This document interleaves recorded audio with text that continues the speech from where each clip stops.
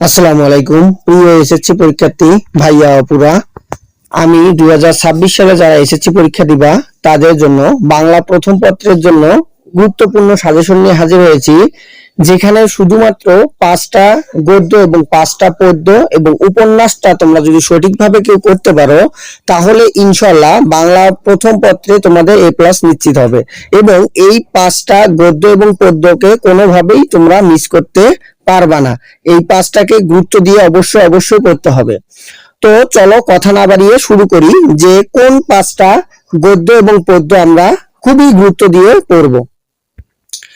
গদ্যতে তোমরা জানো যে তোমাদের গদ্যতে 4টি সৃজনশীল প্রশ্ন থাকবে, সেখান থেকে শুধুমাত্র তোমরা 2টা অথবা 3টা প্রশ্নের উত্তর দিতে পারবা। অর্থাৎ গদ্য থেকে তোমাদের 4টি প্রশ্ন সৃজনশীল প্রশ্ন থাকবে এবং পদ্য থেকে তোমাদের 4টি সৃজনশীল প্রশ্ন থাকবে। সেখান থেকে 2টা বিভাগ থেকে কমপক্ষে 2টি করে যে কোনো 5টি প্রশ্নের উত্তর দিতে হবে এবং প্রত্যেকটি প্রশ্নতে 10 মার্ক থাকবে।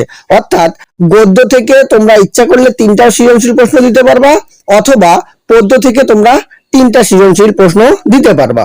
সেই কয়টা গদ্য যেগুলাকে আমাদের কখনো মিস করা যাবে না সেটা হচ্ছে 1 নম্বরে সুবা, 2 নম্বর পত্তুপুকার, 3 নম্বর বই পড়া, 4 নম্বর 21-এর গল্প এবং 5 নম্বর শিক্ষা ও মনুষ্যত্ব। এই কয়টা অর্থাৎ এই যে 5টা আমি গদ্য বললাম, এই 5টা গদ্যকে অবশ্যই তোমাকে পড়তে হবে। যদি কেউ এই 5টা গদ্য না পড়ে থাকো তাহলে অবশ্যই এখনই তোমাদের উচিত এই 5টা গদ্যকে একদম সুন্দরভাবে আত্মস্থ করা। এবং তোমরা যদি 3টা প্রশ্ন দিতে চাও গদ্য থেকে তাহলে তোমাদের জন্য আর যেটা কম গুরুত্বপূর্ণ সেই 3টা হচ্ছে মানুষ মোহাম্মদ সাল্লাল্লাহু আলাইহি সাল্লাম, 7 নম্বর হচ্ছে আমাটির ভেপু এবং 8 নম্বর হচ্ছে নিম গাছ। অর্থাৎ আমি যে এখানে 8টা তোমাদের গদ্য দিলাম তার মধ্যে প্রথম যে 5টা দিছি এই 5টাকে অবশ্যই পড়তে হবে। এরপর বেশি অর্থাৎ এই 5টা পড়ার পর তোমাদের সময় বেশি থাকে হাতে তাহলে অবশ্যই তোমরা এই 3টাকেও গুরুত্ব দিয়ে পড়বা। এরপর আমরা গদ্য অর্থাৎ কবিতা অংশে যদি যাই সেখান থেকেও তোমাদের 4টা সৃজনশীল প্রশ্ন থাকবে। তোমরা ওখান থেকে কমপক্ষে 2টা অথবা 3টা প্রশ্নের উত্তর দিতে পারবা। তো কবিতা অংশের জন্য আমি যে 5টা কবিতা তোমাদের খুবই গুরুত্বপূর্ণ দিয়ে রেখেছি সেটা হচ্ছে কপোতাক্ষ নদ 1 নম্বর, 2 নম্বর জীবন বিনিময়, 3 নম্বর ওমর ফারুক, 4 নম্বর সেই দিন এই মাঠ এবং 5 নম্বর তোমাকে পাওয়ার জন্য হে স্বাধীনতা। এই 5টা পদ্যকে অবশ্যই তোমাদের পড়তে হবে। এরপর তোমরা যদি আরো সময় বেশি পাও তাহলে তোমরা নিচে যে 3টা আমি দিচ্ছি সেই 3টাকে অবশ্যই পড়বা। সেটা হচ্ছে 6 নম্বর বৃষ্টি, 7 নম্বর বসেক এবং 8 নম্বর আমি কোনো আগন্তুক নই। এই 3টাকে অবশ্যই তোমরা একটু দেখে যাবা।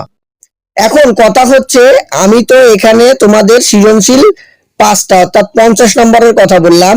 আমি এখানে যে 8টা এবং 8টা এই 16টা অধ্যায় দিয়েছি, এই 16টা অধ্যায় থেকে তোমাদের এমসিকিউ কমপক্ষে 2টা অথবা 3টা করে অর্থাৎ প্রত্যেকটা অধ্যায় থেকে কমপক্ষে 2টা থেকে 3টা করে এমসিকিউ অবশ্যই আসবে। অর্থাৎ আমার এখানে যে আমি 16টা তোমাদের গদ্য এবং পদ্য দিয়েছি, যদি কোনো শিক্ষার্থী যদি কোনো পরীক্ষার্থী এই 16টা গদ্য এবং পদ্যকে আত্মস্থ করতে পারো তাহলে তোমরা অবশ্যই এমসিকিউ এ 30-এর মধ্যে অবশ্যই 25-এর উপরে নাম্বার তুলতে পারবা।